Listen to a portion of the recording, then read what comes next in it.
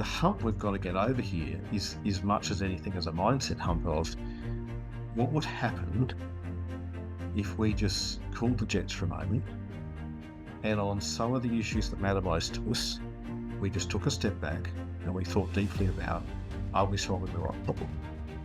And what excites me is imagine that occurring in a small way over a period of time across an organisation or across an industry, that those small little shifts, those little ripples start to become a wave.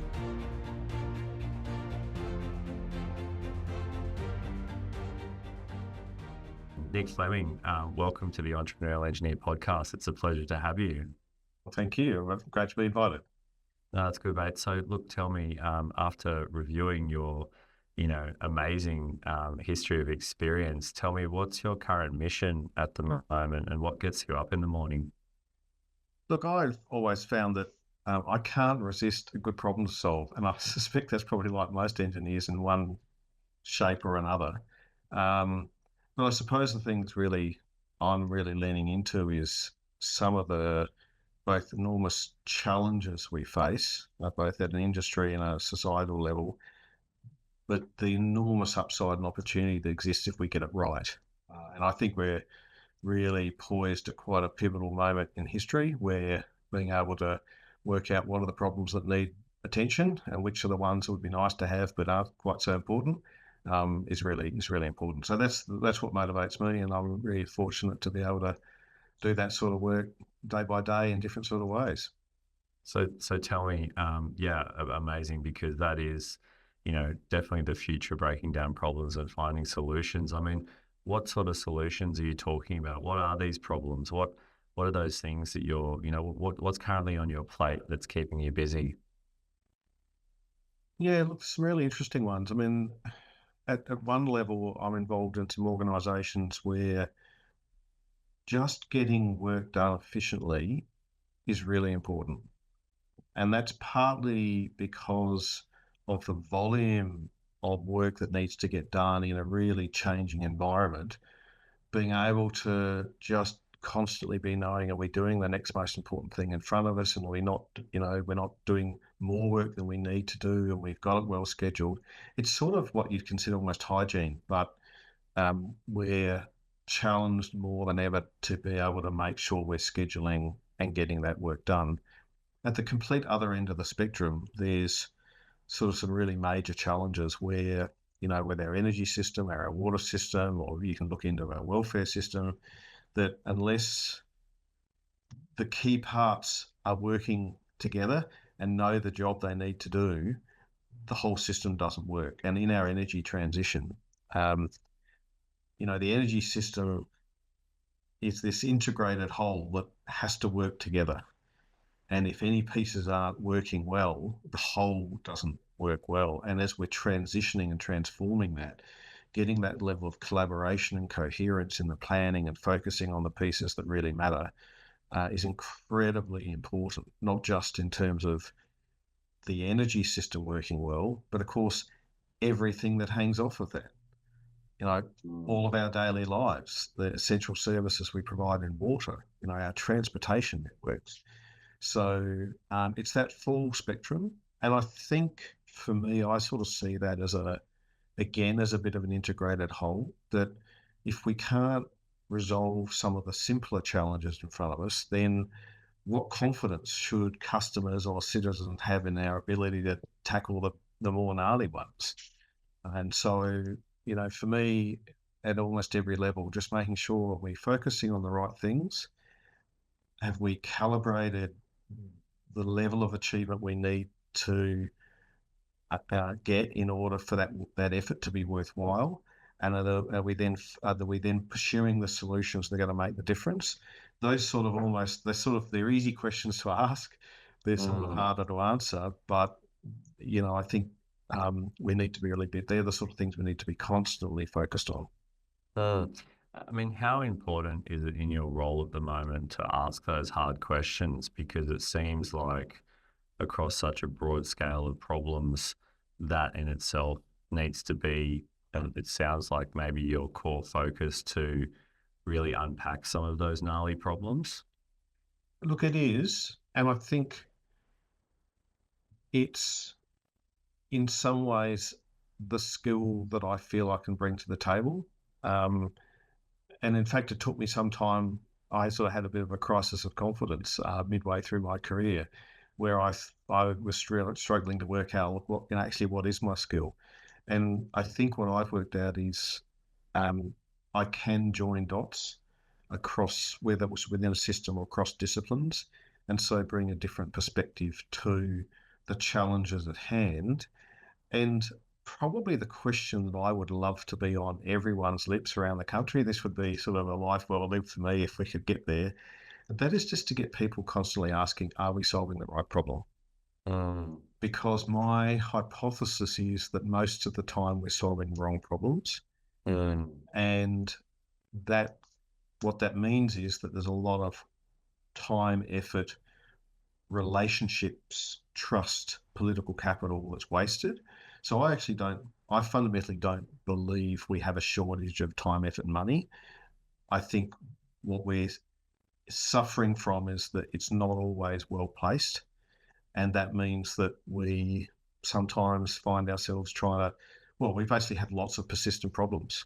mm, And we expend a lot of effort trying to overcome these persistent problems, largely, even when they're very complex, because we're actually fundamentally not solving the real problem. mm.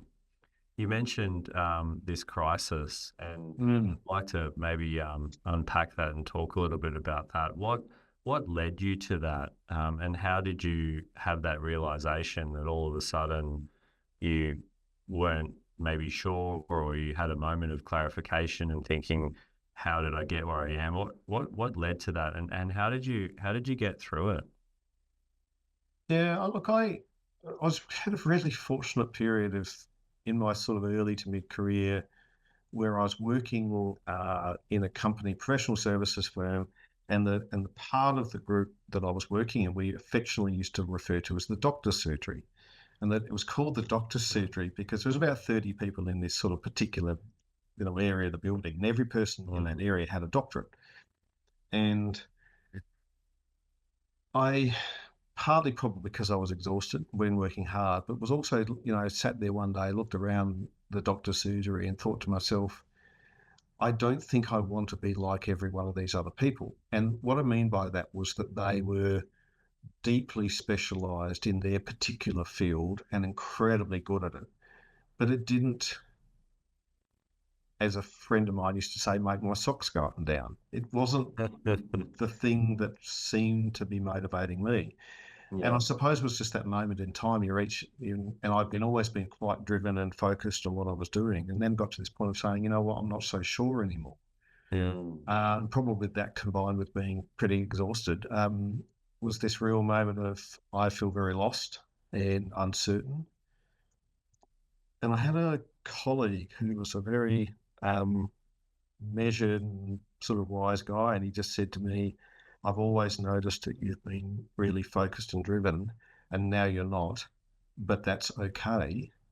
And be comfortable and enjoy the period now of uncertainty and looking around and noticing different things and or perhaps setting a different course. Like be okay with that. That's good. It doesn't need to be scary. And I think that just gave me that bit of license to take some pressure off myself and just to ease back a little bit.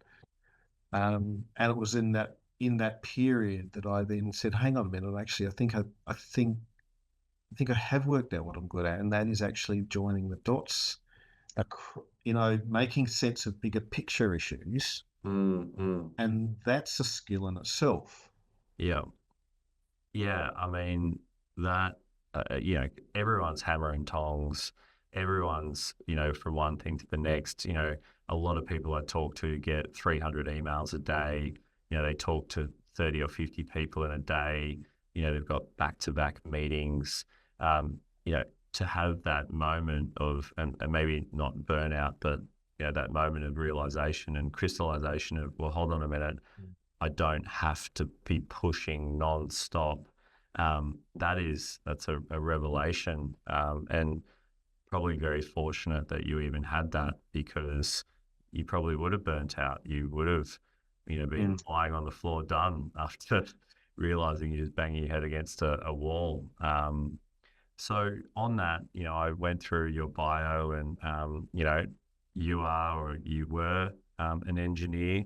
Tell me, and that may have been some time ago, potentially, as you've morphed and changed throughout your career. Obviously, can you remember back then as a joke? But then also, what are some of the things and skills that you think have, that maybe you had then, or you learned then, or that have evolved throughout your career that have helped you get to where you are now? Yeah, so look, I still very much think of myself as an engineer, although I have to admit that despite having been, the chair and national president of Engineers Australia and surrounded by engineers, I have struggled with this notion of what is that distinctive skill or attribute that everyone would say, oh, you're so much like an engineer. And because I'm not an on the tools engineer, and I haven't Yeah. been for some time, but I still very much identify as an engineer, and others identify me as an engineer. And I think what that is bringing almost like a methodical mindset to not only thinking about and scaffolding challenges and problems, but also thinking about what will it practically take to take action on this. So in my board capacity, I still very much use my engineering skills not only to think through problems, but also to understand what's it actually going to take to do this work. It's not just a hypothetical concept that, other people know how to do this and they can do it. It matters to know what's it going to take to get this job done. What's the risks? What's the effort? What should we reasonably expect? um, what sort of things could go wrong. So I still very much use that engineering sort of skill set, and I think that's been very helpful to give me a lot of the career opportunities I've had. But what I would also say I think has been incredibly helpful has been the complementary skill sets. Yeah. And so that's where I see, a lot of younger people these days will do an engineering and commerce degree or an engineering and Spanish, or almost it's not going to be engineering and anything else. I think it's Yeah. that little extra angle that you bring to the way you individually think about and the work and contribute to whatever team environment you're in. I think that always adds that extra dimension, which just adds value, adds a different perspective. Mm. I talk about it a lot, and it's always a topic of conversation. That whole, what is it? What is that thing that means, oh, you're an engineer? Is it, are you a nerd? Are you into machines? Do you like cars? Like there's, the list of stereotypes go on, and it's quite interesting to see you break that down, and like many, into problem solving, but then also this layer of complementary skill sets that in a way would only make you better, even as an engineer or not. And that thinking, because that for me is the key. Is what is that? A lot of people use the word design thinking. Yep. Maybe even tweaking that to engineering thinking. And I'm coining that now. Just I've made it up, but I'll definitely coin that. Um, Tell me, and again, reading a lot about your background, how do you unlock potential in someone or a situation? You use that word a lot, unlocking potential. Mhm. Tell the listeners about that. How do you just unlock potential? Look, I think I always take the view that the vast majority of people we work with are really well intentioned and they want to do a good job. And they've all got something to bring to the table. And equally, the number of times I've been humbled, if even though people may not have noticed it, but I've sort of sat in the conversation, listened to it, and gone, "Oh my goodness, that's so right." Or there's pearls of insight there that I've I hadn't thought about before I came into the room. And you just sort of feel, you just sort of constantly be um, conscious that there's so much that can be known and you can only know a tiny bit. And so at the end of the day, getting jobs done has got to be about how do we create the environment in which we can do the best work that we can do together. And we all have different roles to play. And sometimes those roles are about providing direction. Other times they're about providing the space in which others can lead. And so it's being really conscious of, in this space at this point in time, what's the most useful thing I can do? And I also think increasingly, as you go through your career, you increasingly get into roles where it's not possible to know everything. You go out of a technical role into areas where you have to rely upon others. You can't possibly know it all. And at that point, I think the skill that becomes most powerful is the ability to ask really useful questions.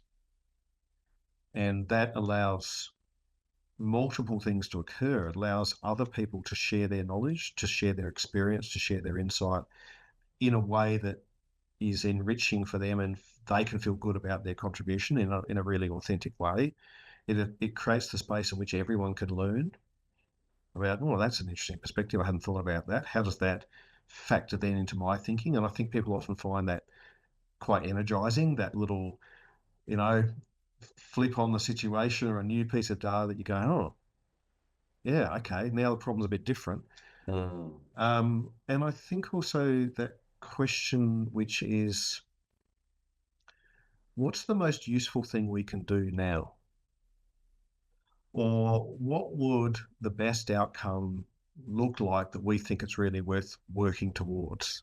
Yeah. And I think those more expansive outcome focused questions, if they're asked authentically and people actually look at you and go, you mean this, don't you? You actually want to know. Mm. The number of times I've seen people just be totally energized by that. And in fact, I, I always think of a colleague called Norm, who we were working together on a hospital project in Brisbane, and we'd started this sort of workshopping on one afternoon, and we were coming back together as a team the following morning. And we came back into the room, and there was this massive sort of collage on the wall in the room we were working in. And somebody said to me, "Oh, what was that all about? Have you set this up overnight?" I said, "No, I've got no idea what it is." But Norm had been so energized by this conversation. He was nearing retirement. He'd been so energized, he literally hadn't slept all night. He'd walked Wow. the streets of Brisbane with his camera, his notebook, and he was taking photographs. And for me, this was one of many examples I've seen where when you open the latitude for people to say what's really worth doing here, there's this huge untapped potential and energy to do great things. And so I think this is a really cool part, I think, of evolving into more impactful forms of leadership, which is helping set context for work, giving people, broad running rails, but then actually inviting people into doing work that's really matters. And then to a certain extent, getting out of the road. Yeah, I mean, yeah, Norm, good old Norm, sounds like a legend. Um, how do you ask someone a question that then gives them the energy to then be realizing that they've got this unleashed potential moment? Like, because energy, I find, is a big part of anything. You know, if you got work that you love, you're energized. If you've got something that you love to do or talk about, or you're passionate, obviously there's energy. How do you just get someone who is just sitting there doing their work and then with questions, and it sounds like you're using a lot of questions to do that. Mm. How do you give someone energy that may not have had it previously in the scenario or work that you do? It's a really good question. I mean, I think there's ways of asking questions that are much more powerful, and that's questions that start with why or what or how Mm. are much that are open questions that seek to gather understanding or knowledge. Why would we do it um, in this way, and what would matter to you about that? Or, I find just this persistence of asking how. How would we Mm. do that? Mm. And not accepting it can't be done. It's like, well, I didn't ask you that. Ask how would we do Yeah. it? And Yeah. and that really helps people to overcome this, lean into this question of, okay, well, how would we do it? And then often you find another roadblock and say, okay, well, how would we overcome that? And what I've found is that persisting that way, people actually then get engaged, because very often it's like it's a new slant on an old challenge that perhaps people haven't asked them before. And that novelty is sort of curious and Mm. interesting. Mm. Mm. Again, if people believe that you're not just playing with them, you actually seriously want to know. Yeah. But I think the other thing is actually connecting a question to things that people care about.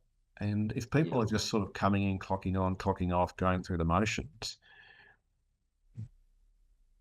it suggests to me either they don't like their work, in which case they probably should be doing something else, Yeah. or they haven't found a connection in the meaning of their work. Like, what are we creating here? Yeah. Why is the work you're doing meaningful in people's lives? Yeah. Some work I've done with a government agency, we're reviewing their vulnerability of the program they were working on to climate change.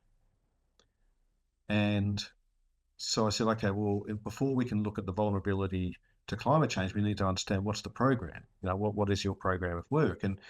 And they sort of said, well, that's a good question. We've probably never really defined it. Mm. So, which is sort of curious. I said, okay, well, we better sit down and define it. And once we actually worked through and defined the program, and that was very much led from, well, who is this for? Like, what is the difference you are seeking to create through the work you are doing? And how would we describe that difference in the language of the people that you're seeking to make a difference to? All of a sudden, years of work they'd been doing, which was scientifically based and really important work, was connected into people's lives.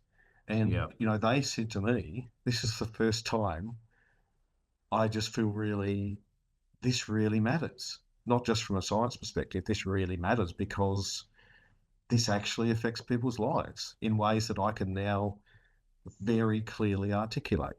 Um, yeah. I mean, that in itself, that what is the outcome? What is the outcome? What is the outcome? Just drilling down on that, and that authenticity, that is, you're open, you're honest, you're vulnerable, and you're asking things that are really authentic.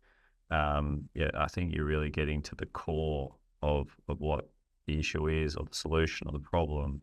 Um, yeah, it's a really, really good insight. I would chuck a little tangent at it at the moment, because it looks like, and you can tell me I might be wrong, but it looks like you wear many hats, or you've got, a lot that you're doing. How do you manage your time? Because a lot of people, young engineers and professionals, are always talking about time and time management, and there's so many things out there that people do. Mm. How do you break down your time and your focus? Yeah, look, it's the sort of perennial question. And what's that phrase? If you want something done, give it to a busy person. Yeah. Um, but I think again, I've learnt over time that very painful lesson that the most important thing you can say is no. Mm. So and you can be very successful by doing a few things well. Yeah. So, first of all, people want to work with people who are capable and who are successful, and you don't need to do 50 things to be successful. People will look and say you've done two or three things. You seem energized. You seem like a happy person, and you get stuff done. Yeah. Can you come and work with me? Yeah. So, and that it's this paradoxical stuff, isn't it? The number of paradoxes in life. The Oh, number of times you should do exactly opposite to what you think you should do, and that will lead to yeah. success. And this is one of Yeah. them. Doing less is more, and then Yeah. doing those fewer things, but doing them well, that will lead to opportunities. Mm. So that's probably the first thing. The second thing is sort of a parallel thing, is I have a to-do list, Yeah. but I have two or three things on maximum on that to-do list at any one time. And that Yeah. just forces me to say, on this day or this week, this is what matters. And it's unrealistic to assume I'm going to get everything else done, in which case everything else is less important. The other thing I generally schedule meetings in the afternoon. So for me, my mornings are my exercise, really more a bit of exercise and thinking time. That's when I think or write or, do the sort of more, mentally heavy lifting stuff. And then emails and meetings and those are the sorts of things for the afternoon where I can schedule it that way. And then the other thing is I've been fortunate to get in the position where I do the things that I care about, that energize me. And so therefore all of that is sort of easy. At Yeah. least if it's busy, it's still energizing and it feels meaningful. You mentioned thinking, and I really like that because a lot of people don't. Unfortunately, I think they're just so busy doing, Yep. doing, doing. How do you do that? Do you set a time to think? Do you time block to think? What is there just a reflection time where you're in between something and you go have a coffee or go for a walk? Tell us about that because I really like that. That's something I try to do in between things, but it's usually far and few between. Yeah. Yeah, that's one of the reasons I love having these conversations is because you always get asked questions you thought I haven't thought about that before.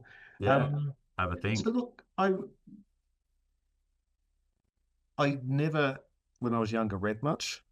Yeah. Partly because I suppose you get to a stage where you read the stuff you have to read for the stuff you're doing, and by the time you've done that, it's like, oh, I've got any bandwidth left. I do read quite a lot, and I read reasonably broadly, and and then that creates trains of interest, which I'm just sort of ravenously, well, I want to get further on that, and so I'll get another book and read further, and that's normally, I'll be up at 6 in the morning, and I'll probably read for an hour, and that's time of just, whatever I'm reading. Yeah. I'd like to write quite a bit too, and I think because whether it's sort of, if you like, writing or teaching, that act of articulating what you're thinking, being forced to do that, forces you to clarify your thinking. Yeah. And I enjoy that. And so I'll blog post and things like that. But the reality is the posting is 99% for me because I've written it anyway to articulate what I'm thinking. So it's like, well, if anyone's interested, I'm sharing it. And if one person says, actually, that was interesting, that helped me think about something, then well, that's terrific. Mm. Um, the other thing though is I'm a framework junkie. Oh, I love nice. frameworks. Yeah. And it's like models, all models are imperfect, but some are useful. Well, it's the same with frameworks, but I find there's a series of frameworks that really help to scaffold my thinking for different problem types. So, one of the frameworks by a guy who's leading in strategic foresight, his name is Sahel Nyatala, and he's developed this framework called causal layered analysis, which is basically saying for every problem there is causality, but underneath the sort of more obvious causality, there's a deeper causality, which is about mindsets and myths. Mm. And at the heart of most of the problems that we faced are our belief structures. And those beliefs are really useful for a lot of the time. And then at certain points in time, they no longer become useful. And I think this is part of, where we started the conversation, which was around, I think we're leading into some very significant challenges that are only persisting because circumstances have changed and the beliefs that we held on to are no longer suited to the circumstances. And until we start to interrogate those beliefs and say, are they useful to us anymore? What would be a more useful belief? Then we're going to be stuck. And so a lot of the work really But when you get down to what's some of the work I'm doing and the questions I'm asking, I'm actually ultimately asking people just to let's just check in about what we believe about this. And does that stand up to scrutiny? And if it doesn't, what might be a more useful idea? Oh, yeah. It's very deep. And you mentioned that you like to write and you like to read, which is, Mm. and you use the word stuck. And having just recently procured your book, tell me, what is the state of dumb stuck? What does that mean? Yeah, so it's this. I slightly regret coming up because everyone sort of thinks dumbstruck, but anyway, it's dumb stuck, and Yes. it's a bit of a, I suppose it's a bit of a cheeky challenge to say that I think uh, a lot of us are stuck in terms of dealing with the challenges because we are dumb relative to the nature of the problem we're challenging. So, for example, our thinking isn't yet developed enough to, in relation to the nature of the problem. And there's actually very good behavioral science that backs up that idea. So, as we go through life, our uh, the complexity of our thinking grows, and the physiological wiring of the brain evolves in parallel. It literally, our brains continue to evolve. But where we've got to, particularly for some of the sort of bigger and gnarlier issues that we're facing, is that the complexity of those challenges is actually more complex than our thinking and than our neurological wiring. And so there's this gap. And so when I say dumb, I don't mean, we're stupid, but I mean that we are dumb relative to the nature of the challenges. And so we are dumb relative to that and therefore consequently stuck. And so the challenge really here is, if we are to progress collectively, our real challenge is upgrading our cognitive software. It's actually saying, how do we think more coherently and incisively around the challenges we're facing in order to understand them and transcend them? And so I that's what mean, that book was all about, is how do we do that? And how do you do that in very practical ways every day? Because that's really helpful. And then how do we do that on the more gnarly and complex ones? Because our beliefs about complex problems are actually often misguided as well. I picked it up and I got to say, it's a very heavy book. It doesn't look heavy, but it is heavy, Yeah, which, sorry about that. oh no, it actually surprised me because I thought, oh, it's a little, well, whoa, this thing's got some weight to it. So tell me, let's say I'm a young engineer, I'm a young guy, you know, your frame is around, your brain is wired, you've got complexity, you've got an evolution, your brain needs an upgrade. How do I fast track an upgrade like that?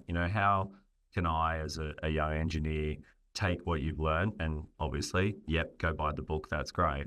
But how do you almost train yourself into that upgrade to be able to get out of that dumb stuck? It's a really good question, Darren. And in some ways, it was that very question that inspired me to look more deeply into the behavioral science, because the question I had is, how do we accelerate our wisdom? Because we need that to be able to Yeah, make some progress here yeah, collectively. And I think what I discovered was there's a concept I described as being comfortably uncomfortable. yeah. And what I mean by that is that, as I said before, our cognitive complexity and our ability to think ultimately with some wisdom grows over time. But it doesn't grow smoothly or linearly. It actually grows in steps. And those Yeah, little. steps, yeah, and those steps are actually, you can see mirrored in populations. It's actually a human characteristic.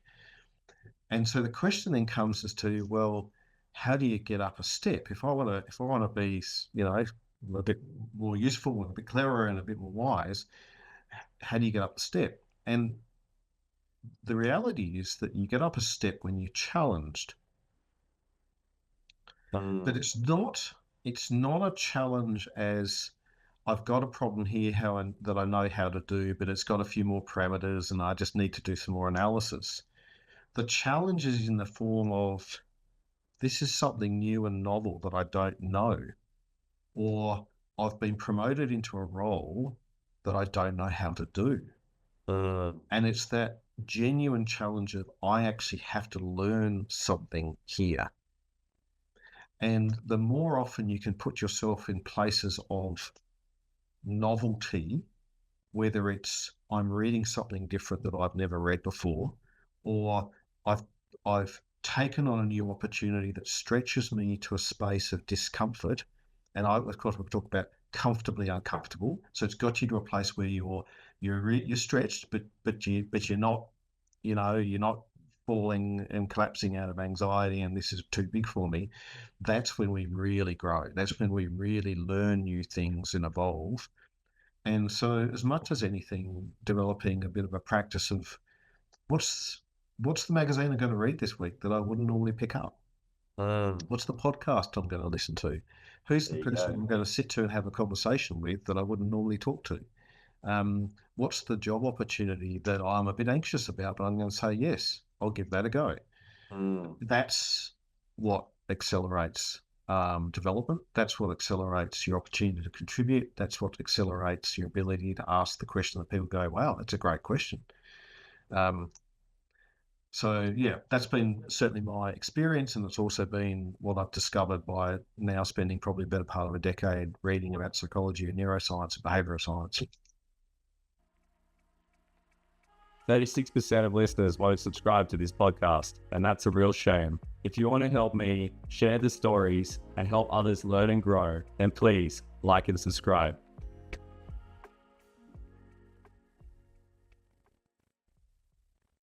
yeah, and I love that. Accelerate your wisdom because I'm very much into graphs.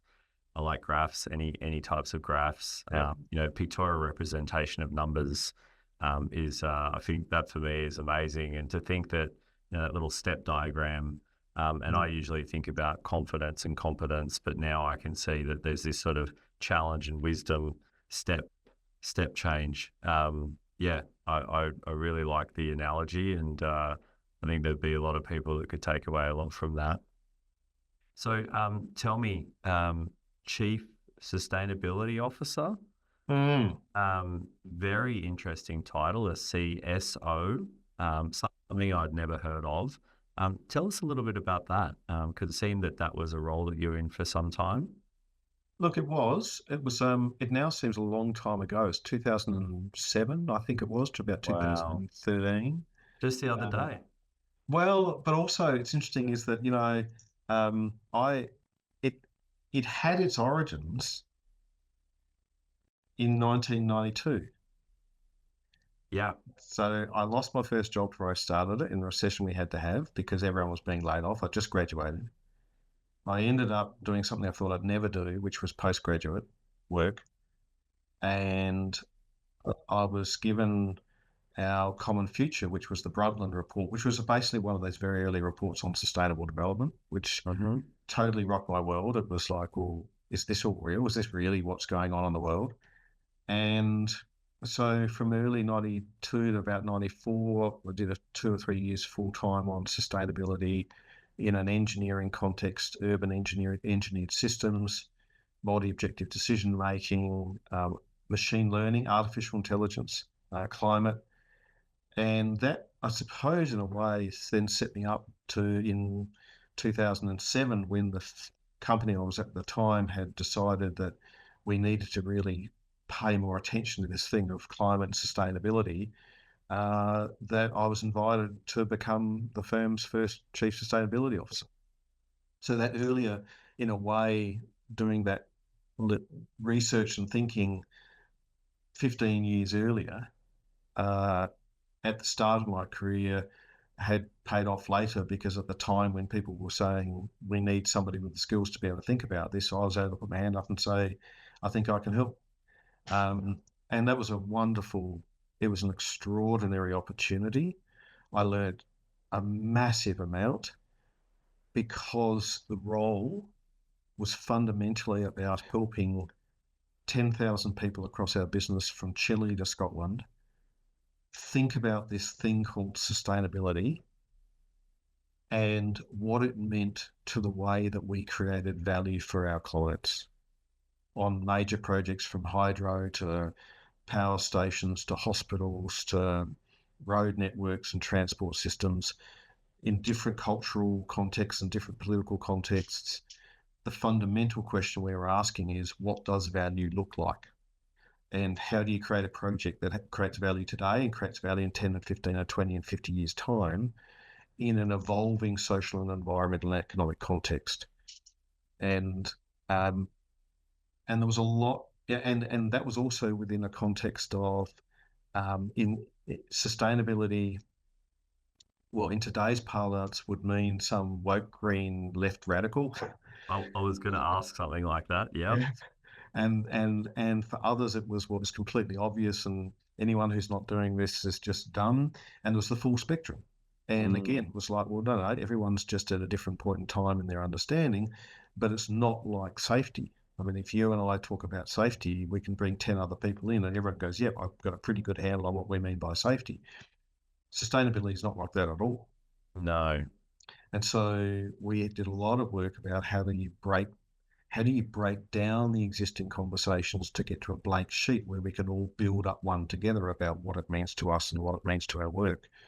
And so there's a huge amount of leading change, shifting thinking, discovering mindsets, connecting it into a commercial equation for our organisation, for clients.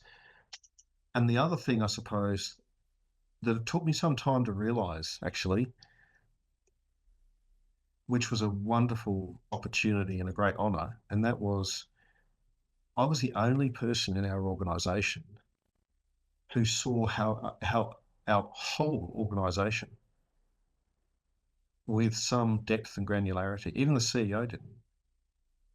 Every other role in our organisation either looked at a functional aspect or looked at a client stream or it looked at a geography. And I had the only role that dealt with people, finance, clients, by geography, we had 270 disciplines. Wow. It was extraordinary. I mean, and a lot of fun. I mean, I was going towards the, is this almost like a figurehead role? Was it, was it an executive level? Were you in the C-suite? Were you really in the C-suite? Like, was this actually, were you validated? And then just by, talking and hearing you talking more about it, you can see that really you almost like a chief value officer.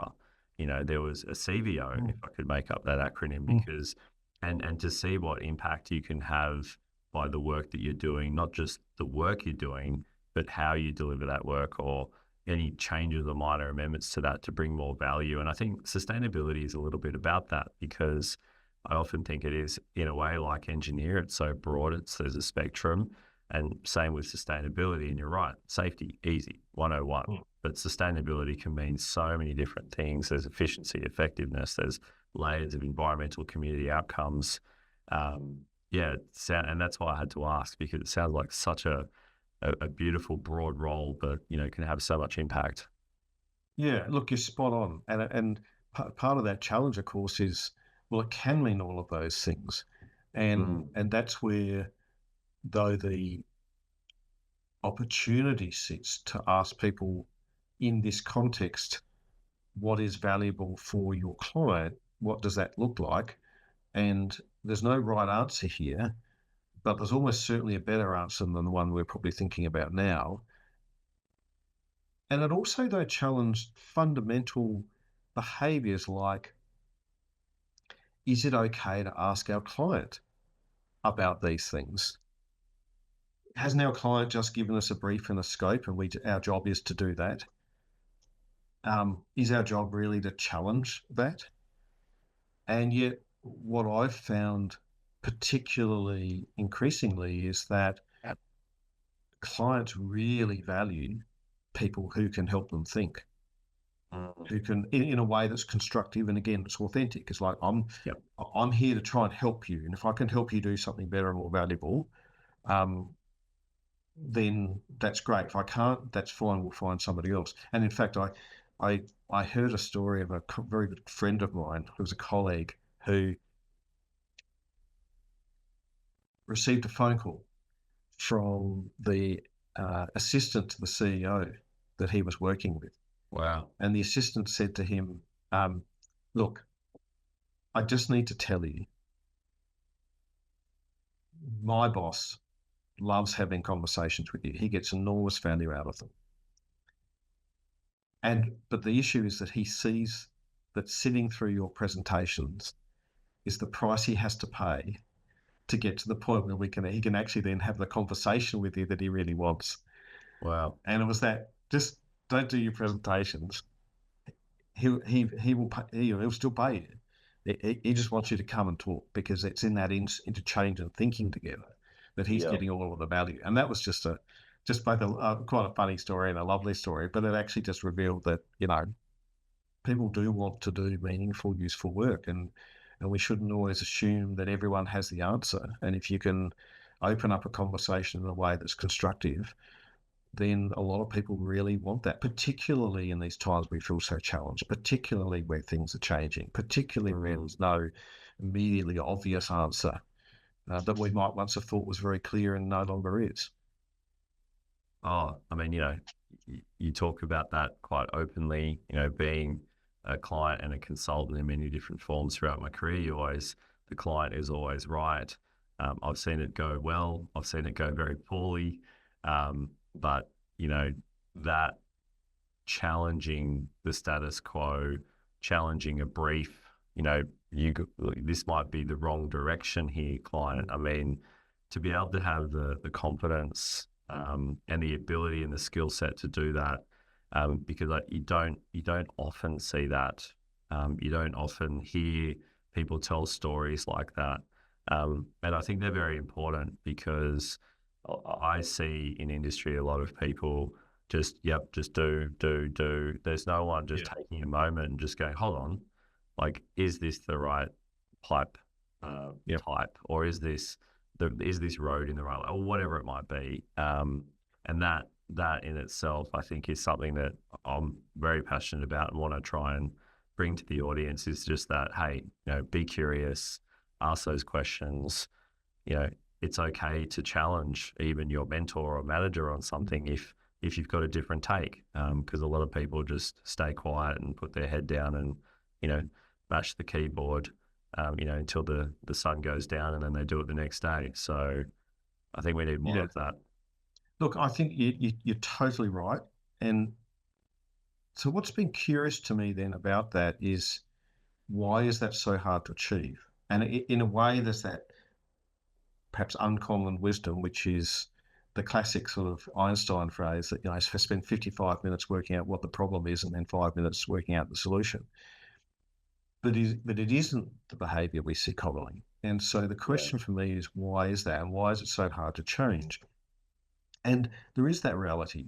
I see the organizations I work with and work in, people are working really hard, and they have it's very clear they have a lot of work they need to get through. And some of this work is very obviously important. So isn't it almost a bit insincere or naive to say we should take a step back and take some time out? But I think what sits beneath that too is, again, some false assumptions and some myths. And one of those is that in order to check in our assumptions and set the direction of a project, that this is a big piece of work and it takes lots of time, or we don't have time. And I fundamentally challenge that on two fronts. The first is it doesn't take a lot of time, that if you apply some quite, what very simple, actually conceptually simple tools and frameworks, you can have a very rich and insightful conversation in half an hour. And if you think, let's do this over 4 or 5 days, we'll take half an hour each morning for 4 or 5 days, you can get an enormous amount done. So it doesn't take long.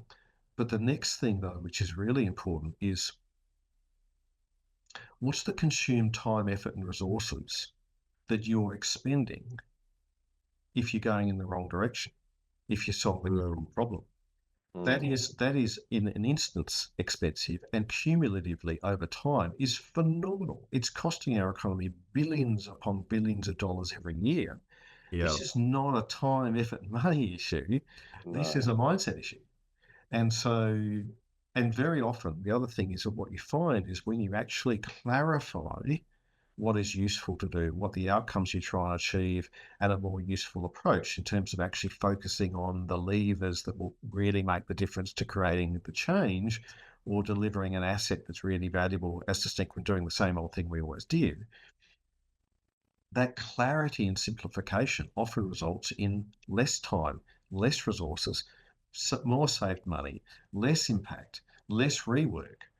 And so it's the hump we've got to get over here is as much as anything as a mindset hump of what would happen if we just cooled the jets for a moment and on some of the issues that matter most to us, we just took a step back and we thought deeply about, are we solving the right problem? Yeah. And what excites me is imagine that occurring in a small way over a period of time across an organization or across an industry, that those small little shifts, those little ripples start to become a wave. And that's what I just see the massive latent potential within organizations and within our economy. And that's what gives me hope, because I see it's there. It's just waiting to be unlocked. And if we can again get just enough people or organizations starting to do some of this where others go, that's interesting. What's happening over there? That looks good. How would we do a bit of that? Yeah. Then you can start to get this this real shift that could be enormously rewarding and profitable and prosperous for us, both as industry and as a country. Yeah, I mean, I hear the phrase, you don't lack time, you lack focus. And then, I hear a lot of people saying, oh, I'd love to do that. I just don't have the time. I ran out of time. We'd love to do these things, but yeah, we just don't have the time. And it is a blocker. It does, and it is easy to say that. So to be able to just take a minute, and I'd love to see more of those ripples, because you're right, ripples can turn into waves, and that mindset shift is super powerful. We had a chat offline about things like printed milk. You mentioned the word machine learning, and my understanding is, machine learning. You were doing some time ago. You were learning about that a long time ago. I mean, I don't know, 10 years or whatever it was. Tell me a little bit about that, but then also, where have you seen that innovation, technology, otherwise transitioning from when you started learning about it? Has much changed, or is it just the same? Is there really any advancement there? And even further, where do you see tech and innovation and things like AI and robots? I mean, we talk a lot about robots on this podcast. We talk a lot about AI. There's always that, what's the future hold? It'd be really interesting to get your take on that, because I feel there's probably a deeper understanding of some of those things, and just to see not just what is that future, but where has it come from where you started learning to now, and then where do you see things like that going, not just in the work that you do, but maybe on a broader, more global scale? Well, look, this is it's a great question, one that deserves about 2 or 3 bottles of red, I think, but we'll start here. No drinking. So one of the things that I try and pay really close attention to is the core drivers and dynamics of change as distinct from a lot of the noise. And when we look at those things, I think there's 2 phenomena at play that are intertwined and are extraordinarily consequential. So the first, I'll come back to technology because I think that's a nice place to finish up. I think the first is obviously we have a series of challenges, and climate is obviously a really critical one amongst those. And that's sort of where I started using machine learning back in 1992, neural networks, to actually look at modeling climate and the way it actually affected water resources. So that technology of machine learning has been around for a long time. What's really changed has been both the computing power, the algorithms, and the data, and those things have come together. So that's an interesting technology. And of course, we've had a range of other technologies like smartphones and all of these sorts of things over a period of time. Technology continues to evolve. But the context we're in is that a lot of the things that have contributed to our success, including around our energy systems, are now creating problems in their own right. And climate is the big one amongst it. But it's not the only one. When you look at the global trading system and the period of enormous, unparalleled peace and security, relative peace and security we've had post-Second World War, and the global trading arrangements that have arisen in that environment, it has resulted in both tremendous growth and prosperity, but it has also meant that manufacturing and other activities have shifted around the world. And so we now have this global, if you like, trading system, which works well, but it doesn't necessarily work well for everyone at a necessarily at a state-based or a sectoral level. And so it's like all things, strengths can be overplayed. Your strengths can become your weaknesses. And so we need to adapt and adjust. Where I see our real challenges is that a number of these particular challenges are aligning. They're aligning in a way that they could have quite systemic and cumulative effects. And I think the other thing that we're missing here is we often talk about, yes, climate is a really important issue. I think we've largely moved either beyond wishing, hoping that it's not a real issue, to pain, probably it is, and we need to do something about it, to perhaps sometimes a problem will solve a bit hard. But we tend to lump climate in the same bucket as an issue of an economy, or the issue of housing affordability, or of social welfare. And so we need to trade these things off. I think that is such a fundamentally flawed understanding, because the climate system and nature transcends every other system. So the analogy would be, if a business fails, an industry doesn't fail. But if an industry fails, a business probably will fail.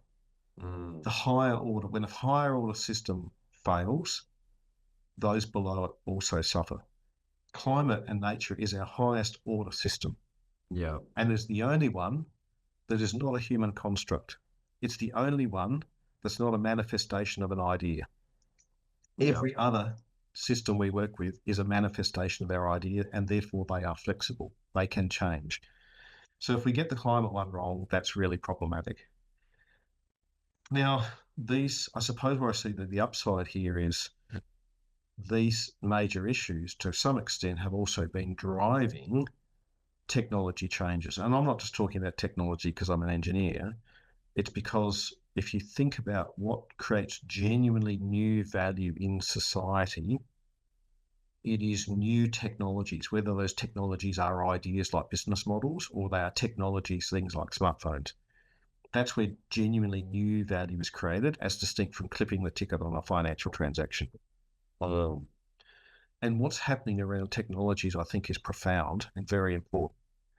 And we all talk about, technology is changing fast, and everything seems quicker than normal. But there are 4 or 5 foundational technologies that are evolving in non-linear ways at the same time, which creates yes, a sense of potential disruption, but it creates enormous opportunity to deal with the most critical issues if we choose to engage with them. And those technologies are around transport, around energy, and around food, and also around materials. But Yep. as never before in history, those four are also intersected by a transformation in digital technology. And I think what that also means is it's very difficult to predict the combinations of technologies that were going to emerge. But it also means that if you can't predict them, and therefore strategically it's difficult to react to them, then particularly for larger organisations and governments, one of the most important things is we have a hand in creating them. That is setting the agenda of how do we want to leverage this potential in ways that also deals with the challenges we have. And for me, this is the very exciting thing, is if we can actually lean quite deliberately into these challenges, understanding the pace and the enormous power that we could unleash with these evolving technologies, I think for the first time in my lifetime, I actually feel reasonably hopeful about our ability to deal with some of these big issues. But it's not a fait accompli, and the opposite, bad outcomes could very, very clearly occur. And so we need to be very clear-eyed about what the challenges are, that they're not all balanced and you can't trade them all off. They are of a different category or systemic level, but we also have a phenomenal technological potential if we have the wit and wherewithal to start to lean into this and realize actually these things really could be very powerful in their first, second, third order effects, which could have great upside. So, sorry, longish answer. There's quite a lot in that, but the takeaway is I think there's this double-sided coin of threat and opportunity, and that coin's getting bigger, both in terms of threat and opportunity. But we've got to notice it, we've got to understand it, and then we've got to get on with it. Yeah, I definitely need a glass of wine to keep talking about that one. That's for sure. I'm really glad to hear that you're hopeful, because I think when I talk about tech and robots and AI, there is some layer of fear. There is people thinking, we're doomed, Terminator and whatnot. How can you be hopeful? And is this about maybe your insights, maybe into sustainability, maybe into machine learning, maybe into that's just your positive mindset? How do you temper that hope to think that something like climate change could be tackled by technology? Because I think where we are as a society, something like climate change feels very much insurmountable. There is a layer of it's going to just happen regardless. From a global sense, there's, targets which either, in my mind, continually get moved, shifted, not agreed to, agreements never signed. How do you maintain that layer of hope? Because I'd really like to unpack that. Look, I think I'm not. I don't think my hope is sort of naively placed. And as I said, for the first time in I've been working in the sustainability area and climate and other things for 30 years, and it's only in the last 18 months, 2 years that I've actually honestly started to probably feel, hang on, we could do this. Yeah. But there's no question. It is the grand challenge, isn't it? There's no guarantee it'll work out well. And I do think we are getting closer to tipping points that we won't be able to control. But what does also give me hope is there's always the yin and the yang. Yeah. Whenever, and we also see how people rise in a crisis. So when things get bad or things head in a direction we don't like, there's always some level of countervailing force. And when I've looked at some of our technology options, I think what we miss at the moment, which is going to become more consequential both in terms of the threat and the opportunity, the business opportunity, economic opportunity that flows into a social and environmental one, is we don't think deeply about what the second, third, and fourth order consequences of these technologies are. So let's say we take autonomous vehicles. Yeah. Now, there'll be a lot of people who say, well, Elon Musk has been talking about these things for years. Where are they? They're not here yet. Well, actually, they are operating in some Yeah. parts of our world. Um, and this technology, yes, like all technologies, is you get this period of hype, and then the serious people and money goes into actually building them, and then they start to become realized. And so, in 1 year's and 2 years' time, they don't emerge, but over a decade, very often these things start to become real. Yeah. But when if I say to you, how do you feel about autonomous vehicles? A lot of people will say, oh, well, that's great because I can read a book while I'm commuting to work. And we sort of stop there. But if you persist for 10 minutes, the conversation for only 10 minutes further, and you say, okay, well, what other consequences could it have? And it could be, well, I own a vehicle, I use it 5% of the time. What if I don't need to own a vehicle? What if somebody else could own a vehicle and use it 10 times as much as I do, which would only still be half the time, which means that maybe another 9 people don't need to own a vehicle as well. And if those vehicles are safer, then maybe they don't need to be built in the same way, which because the accidents will be fewer, they might be different materials and they might be lighter, which means they're more fuel efficient. Perhaps they're not built out of steel, which has a flow-on effect to the steel supply chain.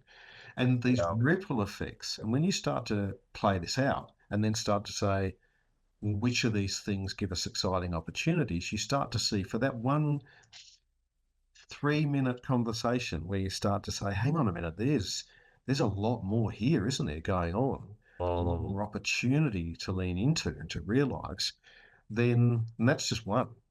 That's just One one of many. technology. You add Yeah. in energy, you add in food, you add in materials and digital. This is where I see if we're actually a bit more thoughtful and deliberate about saying, how do we unleash the potential of these technologies? There is vast upside. And so then it gets back to, well, who wants to read that? Yeah. I love how you unpack that because openly some of the conversations around even like autonomous vehicles, it does seem to stop there. It doesn't dig deeper into those ripples that you mentioned. So yeah, that's actually really really powerful to understand. So we talked about the future of tech. Tell me what's in the future for Nick Fleming? What's next for you? What's up and coming? What's your next challenge? What's your future in the medium term look like? Well, look, I've got some really lovely sort of things I'm working on across different sectors, mainly around systems leadership, which sort of connects these things we've been talking together about. How do we understand systems, and then how do we lead within those to enable them to start to get the outcomes we want? And it's what I would describe as probably the highest level of leadership, which if you look around most leadership programs at the moment, it's all about, it's finance and dealing with cyber security and diversity and inclusion. All these things are important, but they're not really around understanding organizations, industries, infrastructure as systems and what's going to take to evolve those. So I'm doing some work on that. I suppose the conversation, though, that I'm most passionate about cultivating across Australia is this one we just touched on, and that is, how do we reap the upside of disruption? We will Yeah. be disrupted. Yeah. We need to be disrupted, Yeah. but we need to understand what's causing it and how to lean into it in a way that will get great outcomes. Because if we don't do that, we're not going to get good outcomes. And for me, I just think if there's one contribution I can make at this point in my career, and I've been very fortunate, then this is something I feel obligated to do. So I'm hoping that people will be interested in that. There's no guarantee, but that's what I feel is my calling at this moment in time. So that's what I'm leaning into. Yeah, sounds like an amazing cause, and yeah, I'm very much looking forward to seeing what unfolds from your next journey. Well, how bad can it be? It can fail, and that'll be my comfortable discomfort. Yeah, look, I look openly, and again, many conversations about disruption, what's next, AI, robots. Like, there's so much to unpack, layering those questions deeper, understanding what they are, so that I think we're ready. I think there'll be a lot of people who aren't ready or won't be ready. I feel there'll be a lot of people who'll be left behind. At least my kids or their kids or some of the younger generation of engineers, their day-to-day lives will be inherently different than they would be today at work and at home. And I feel like we're on this precipice where, I know you've been dealing with machine learning for 22 years or more, and it must feel like you've just seen that evolve with more inputs and data and algorithms and real machine power. But to know that that is only going to improve more and more exponentially over time, I think there's a lot of importance in the work that you're doing, and to really leverage and accelerate. You talked about accelerating wisdom, but to accelerate our understanding of disruption, I think will be a major unlock. And I really wish you the very best in that. Well, thank you. It's been nice. It's been great to talk to you. I've really enjoyed it, and thanks for the opportunity. Yeah, thanks so much, Nick. Look, we'll drop a link to your LinkedIn. Is there any other way that anyone can reach out with you? Is there any other channels that you wanted to throw out there? LinkedIn's the best one to find me. So I really love connecting with people, and certainly that's where if I post anything, as I said, those musings and writings, that's the best place to see them. Awesome, Nick. Thanks so much for coming on the podcast. It's been a pleasure. Thank you. Thanks so much for listening. I really hope you enjoyed that podcast. Please like and subscribe. It helps us reach so many more aspiring engineering professionals and entrepreneurs. You can find us on LinkedIn, Spotify, and YouTube.